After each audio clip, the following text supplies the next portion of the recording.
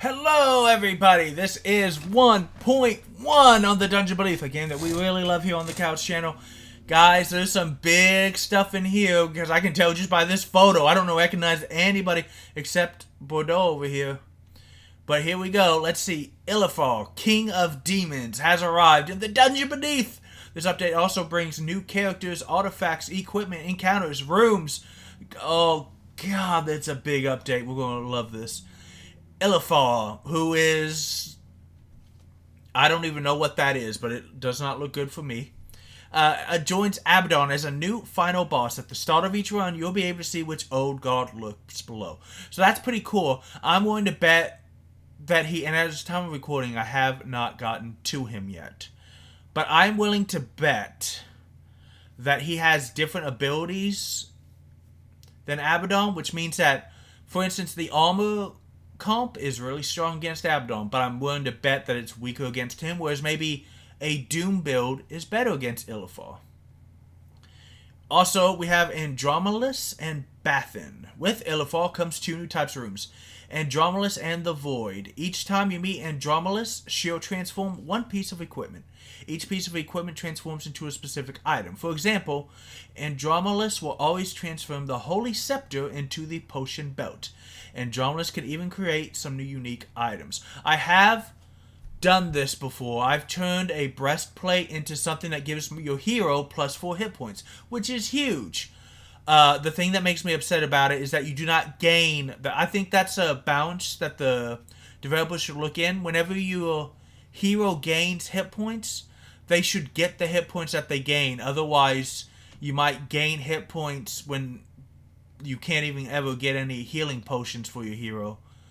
So that, just to give you the benefit of it is my suggestion. But it's a really cool thing. There's going to be so many cool combinations. I can't wait to experiment with them a little more. Then we have Bathin's Bargain. Bathin offers a selection of optional bargains, something I've also gotten to do in some practice runs. Each bargain grants you gold. However, the bargain will raise the difficulty of the next battle. So what it is you click on the thing that he gives you. I won't spoil it, so if you haven't seen it. And it gives you 3 options. Each option has, you will get paid this much gold right now. However, it will say like, one enemy will start with a shield. All enemies will start with 2 armor. All enemies will start with, that kind of thing. So, if you really want to get some extra gold, it's not a bad option. But just be warned, you don't get to know what enemy group you're fighting. That would be kind of cool, but I can understand why they don't tell you. You don't get to know who you're fighting, so if you pick the wrong... Even if you pick one of the weaker bargains, if it's the wrong group, it will devastate you. We also have new characters. This update introduces 3 new characters. Javelina, whatever. The Chandeloe, and the Royal Guard. Each character begins unlocked and can be found 1, 2, and 3. I'm really hoping for eventually more modes and a longer run, because all this new stuff, I want to be... Dude, this game is so awesome. So the Royal Guard is at level... Right now we're showing you level 3 on all of them. At level 3, he will be 12 hit points, 1 attack, 3 speed. When this character gains health, your hero gains plus 2 power.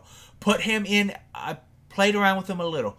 Put him in with any kind of build that gives a hope build, a healing build, and he will boost your hero's attack to where you will just start bopping people over the head round after round. It's amazing. So I can forgive the 1 attack, and the fact that as a fighter, he's a little hard to raise the attack. Although if you give him the class change potion, he could just grab a bow and get a couple extra hits in that. The Chandeloe, a level 3 elf fighter. You heard me right. This is an elf fighter. He has 9 hit points, 1 attack, front only, just like our guard, and 3 speed. On his follow-up, trigger all allied Doom effects. You know the problem with the Doom build? Where if you don't kill any enemies in a round, you don't get your stuff? Yeah, you don't have that with the Chandeloe. He will guarantee you at least 1 use of every Doom effect you have. If you can put him into a Doom build, you will do well. So enjoy that. And the Javelina, a level 3 human fighter with 9 hit points and 1 attack. Anywhere you want, 3 speed. Attacks after gaining armor. So we have another armor build guy. which he can poke the enemy. He's not going to do a lot of damage. But if you have any way to consistently gain armor, you can get 1 or 2 extra hits in a round, which will add up over time. So the Javelina is a welcome addition to any armor build, providing high damage and flexibility. The Chandeloe offers Doom builds a way to consistently trigger their effects. I love how balanced this is. And the Royal Guard offers healing-focused parties a powerful tank who can power up your hero. So again, they literally looked at some of the builds and said, you know what? Here's a hero for these really popular builds that you can now use, and he will plug a hole for you. And I love that. That's great. New artifacts and equipment. In this update, we are adding 8 new artifacts, 6 new items, and many more secrets. Ooh. Now, the secrets probably refers to, remember, the Andromelis will change things into... a new item. So the secrets are probably those items. You have the Royal Insignia. Your first campfire or store refresh is free. Very nice. Troll Blood. At the start of a battle, restore 2 health to your hero. Oh my god. Titanic Hammer. Give all allies 2 armor at the start of battle. The Staff of Malgoon. If an ally does not attack, they gain 1 power. So that's a little harder to use, but, anybody who has a end of round ability or trigger ability to where they don't have to be the one to hit, that could be good. The Holy Distiller. After the first round, summon a Holy Wisp. I don't know what that is, but it sounds cool, and it might be good for hope builds or, like, church builds. That's kind of cool. The Book of Power. At the end of a round, give a random ally human 1 power. Ethereal Essence. Whenever an ally loses a shield, give them 3 power. That's interesting. And Jack's Fiddle. When you visit a campfire, gain 2 gold. A tragic relic from before Jack's trench. Oh, Jack used to be a person? And Mariana's traveling to maybe one day free. Guys, we gotta get new modes. We gotta get more lore. This game is amazing. Look at this. Look at that. As far as equipment, we have Amon's Blade. Hero only. Gains 1 attack when you take a hit. Ooh, you want to talk about high risk, high reward, man. The Soul Stealer. Also hero only. When this character kills an enemy, restore 2 health. That's not bad. That's pretty good. Some of these heroes are really good about bouncing around and killing people.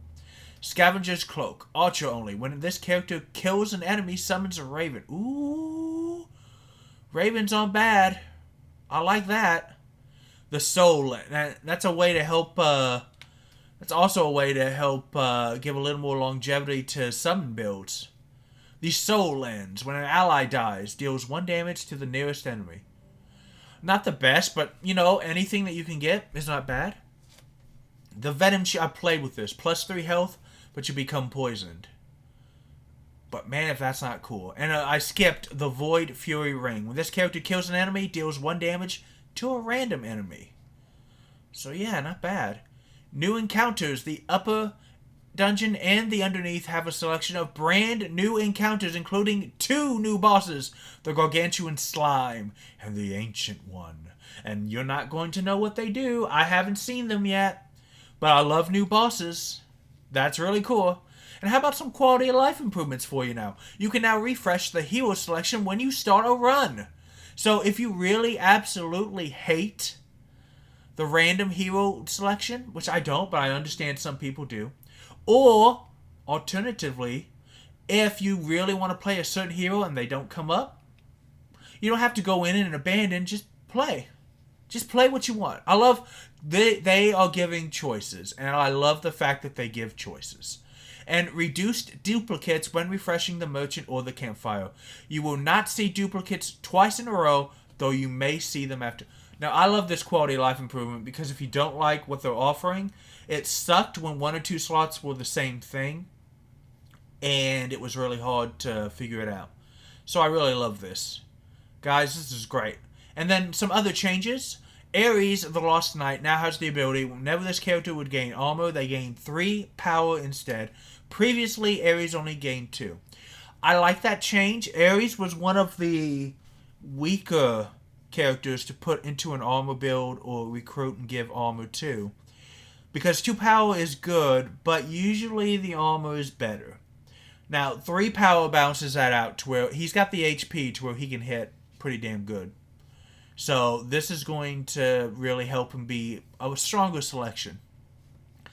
The Enraged Ooze enemy hero has been reskinned as the Metallic Ooze.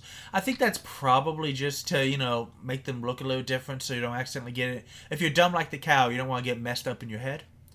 Patch notes are now viewable in-game. Very nice. So you can always remember. What was the last thing that changed? Updated Faxel Featherbites ability to counter. Deal 1 damage to the nearest enemy, then change lanes. Previously, Faxel would just deal 1 damage to a random enemy. That makes it a little more fair. Because here's what happened with Faxel. You can't counter a Faxel with positioning previously. Because he would just hit a random hero. Random party member. He could not hit your hero, but he could just blow through your party members. This means that he always hits the closest character right to left, but you can at least tell where the damage is going to go. And then he changes lanes, which gives him back some of the randomness. The Mind Reaver is now less difficult. Ooh.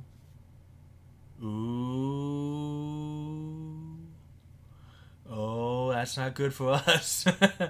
And selling a unit now correctly updates the party limit. Congratulations, Captain Hardship, for spotting that, because that's important. I don't think I ever hit this bug, but if the bug kept you from getting a full party, the game is balanced for the party members that it has. So there you go. And hey, let's rate this up because that's amazing. I did it on screen so you can tell I'm doing it. Do you have thoughts about what you'd like to see in game? Let us know on the forums. I did have a thought, and they said that it was going to be difficult to do, so I'm not going to tell you until it gets put into the game. They responded on one of my videos. If you don't know which video, you better go back, watch them all, and make sure to like, comment, and subscribe. I really hate saying this, you guys, but the only way these videos get moved to more people so we can do more stuff is if you like, comment. You have to interact with the video. You got to watch it. You got to give it a thumbs up. If you liked or disliked anything, you got to have a comment so I can start conversations. So that it's all YouTube's algorithm. It's a set of numbers that determines everything. That's just the way that it goes. But that is all that we have for today. Thank you guys so much for watching. And we're going to do more Dungeon Beneath because they just keep adding new stuff. And every time I wonder, am I starting to get tired of this? Nope. Look at all this. Look at all of this. Just the new rooms. Just any 2 of these things would increase the life of the game for me. But we have one thing. Which is a new boss. We have 2 new rooms, which is 2. 3 new characters, 3. New artifacts, 4. New equipment, 5. New encounters, 6. Quality of life improvements. Other changes that that just make it easier. Guys, the game's not going to end. We're all in this Dungeon Beneath together. And I'll see you next time on it. Thank you so much.